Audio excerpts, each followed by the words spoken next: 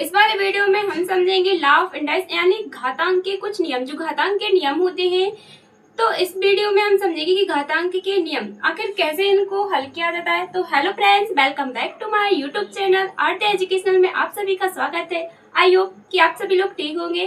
तो आइए हम करते हैं ऐसे क्वेश्चनों को। पहले हम इसको समझेंगे कि इनके नियम क्या होते हैं, फिर जाके हम करेंगे आज क्वेश्चन। तो पहले हम इनको समझेंगे।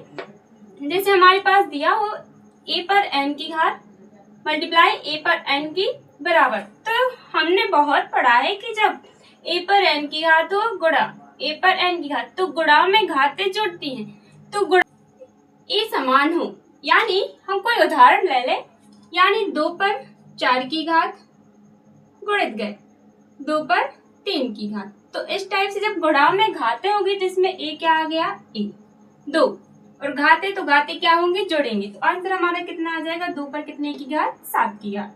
इतना तो क्लियर। जब a वाले पद समान होने चाहिए तो गुणा में घाते क्या होती हैं, जुड़ती हैं। इतना तो क्लियर। अगर हम मान लें यहाँ विषम हो, यहाँ 3 हो, तो क्या होगा, इसका इसमें क्या हो जाएगा, गुणा। तो 3 दूनी कितने आ जाएंगे, यहाँ 6, और इस पर कितने की घात आ जाएगी, 7। क्लियर। अगर हम मान लें कि इसकी घात समान हो तो क्या होगा, 3 और 2 6 तो हो जाएंगे। फिर जब घात समान होगी तब घात नहीं जुड़ेगी, केवल क्या लिखी जाएगी, 4 की घात। हमारा आंसर आ जाएगा 6 पर 4 की घात। तो इतना तो क्लियर हो गया होगा कि गुणा में घातें क्या होती है, जुड़ती है। अब चलते हैं नेक्स्ट वाले पर, भाग। तो भाग में घातें क्या होती है, तो इधर सिंपल सा है, a पर n की घात भागे a पर n की घात बराबर a m माइनस n, यानी a वाला पद a है, m की घात n की घात। तो भाग में घातें क्या होती हैं, घटती हैं। तो इसमें से घातें क्या हो जाएंगी, घट जाएंगी। यहाँ हम ले लेते हैं कोई संख्या 3 भागित, यहाँ हम समान लेंगे क्योंकि a है, यहाँ हमने समान लिया तो हमने ले लिया 3, इस पर 4 की घात है, इस पर 2 की घात है।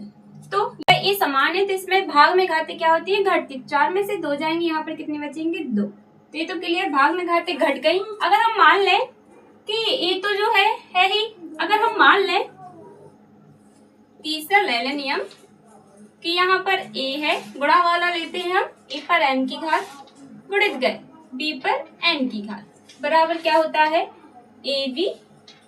तो गुणा में घातें क्या होती है, जुड़ती, m प्लस n। तो इसका हम समझे अच्छे से। a हम मान लेते हैं 2 पर 3 की घात गुणित गए, b का मान लेते हैं हम 4, इस पर मान लेते हैं 3 की 2 की घात। इसको हम करें तो इसका इसमें गुणा कर देंगे तो कितने हो जाएंगे, 4 दूनी 8, और गुणा में घातें क्या होंगी, जुड़ेंगे। तो कितना आ जाएगा, 8 पर 5 की घात। इतना तो क्लियर। अब इसका समझें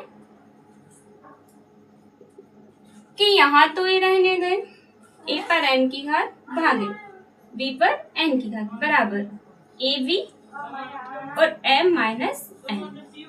अब हम यहाँ ले लें a का मान 2 पर 3 की घात भागे 4 पर 1 की घात।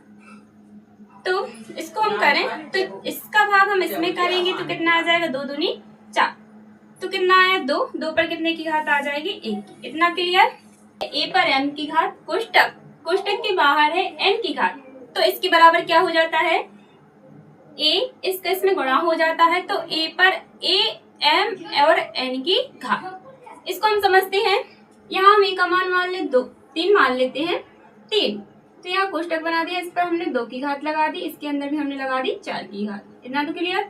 हम इसको जब हल करेंगे, किसके समझ गया ना ये, तो इसको जब हम हल करेंगे तो हमारे यहाँ आएंगे 3, तो इसका इसमें क्या हो जाता है, मल्टीप्लाई यानी गुणा। तो 4 का हम 2 में कर देंगे तो कितना आ जाएगा, 8।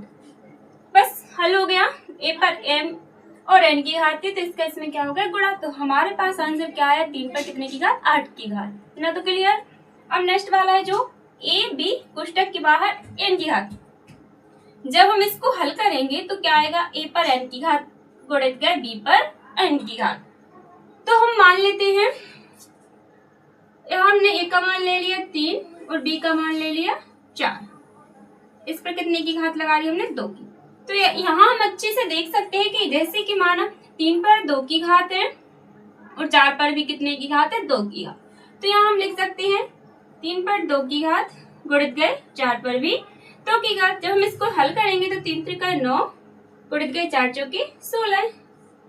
तो इसको हमें गुणा कर देंगे तो हमारे पास क्या आ जाएगा आंसर। तो ए वाला a/b कोष्टक के बाहर n की घात। तो इसको हम सिंपल सा देखें तो इसमें आ सकता है कि a पर n की घात अलग और b पर n की घात अलग, यानी कोष्टक के बाहर जब घात होती है तो इन दोनों पर होती है। जब हम इसको हल करेंगे तो a का मान हमने ले लिया 2/b का मान ले लिया 3।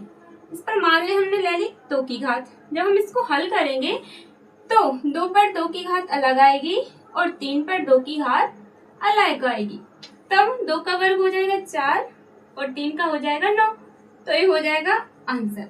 इतना तो क्लियर। अब है नेक्स्ट, a पर 0 की घात, यानी किसी भी संख्या पर अगर 0 की घात आ रही है, जैसे मान लिया हमने 3 पर 0 की घात, तो अगर 3 पर 0 की घात है तो उसका मान हमेशा क्या होगा 1।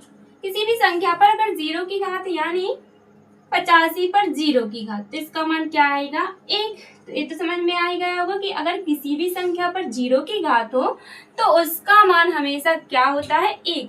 तो इसके जो नेक्स्ट है, जो भी क्वेश्चन है आपको हम नेक्स्ट वीडियो में बताएंगे। जब तक के लिए चैनल पर बने रहिए एंड चैनल को सब्सक्राइब जरूर कर लीजिए। तो मिलते हैं नेक्स्ट वीडियो में, तब तक के लिए बाय बाय, टेक केयर।